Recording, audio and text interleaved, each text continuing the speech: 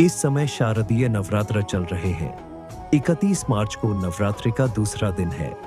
नवरात्रि के दूसरे दिन मां के द्वितीय स्वरूप मां ब्रह्मचारिणी की पूजा अर्चना की जाती है।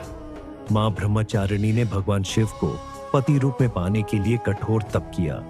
इस कारण मां को ब्रह्मचारिणी एवं तपस्चारिणी कहा गया। पूजा विधि: इस दिन सुबह उठकर जल्दी स्नान कर लें, फिर पूजा के स्थान पर गंगा जल डालकर उसकी शुद्धि कर लें।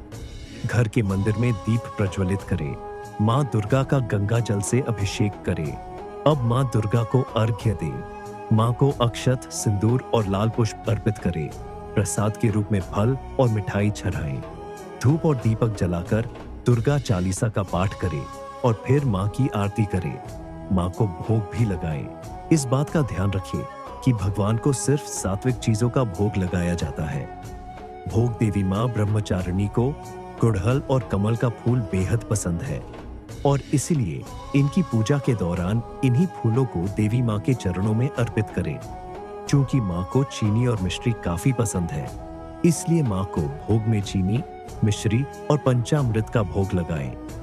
मां ब्रह्मचारिणी को दूध और दूध से बने व्यंजन अति प्रिय होते हैं, इसलिए आप उन्हें दूध से बने व्यंजनों का भोग लगा सकते हैं। इस भोग से देवी ब्रह्मचारिणी प्रसन्न हो जाएंगी। इन्हीं चीजों का दान करने से लंबी आयु का सौभाग्य भी पाया जा सकता है। व्रत कथा: मां ब्रह्मचारिणी ने राजा हिमालय के घर जन्म लिया था। नारद जी की सलाह पर उन्होंने कठोर तप किया ताकि वे भगवान शिव को पति स्वरूप में प्राप्त कर सकें। कठोर तप के कारण उनका ब्रह्मचारिणी या तपस्चारिणी नाम पड़ा।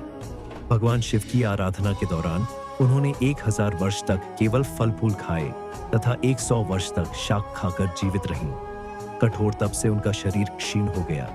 उनका तप देखकर सभी देवता और ऋषि मुनि अत्यंत प्रभावित हुए। उन्होंने कहा कि आपके जैसा तप कोई नहीं कर सकता है। आपकी मनोकामना अवश्य पूर्ण होगा। भगवान शिव आपको पति स्वरूप में प्राप्त होंगे।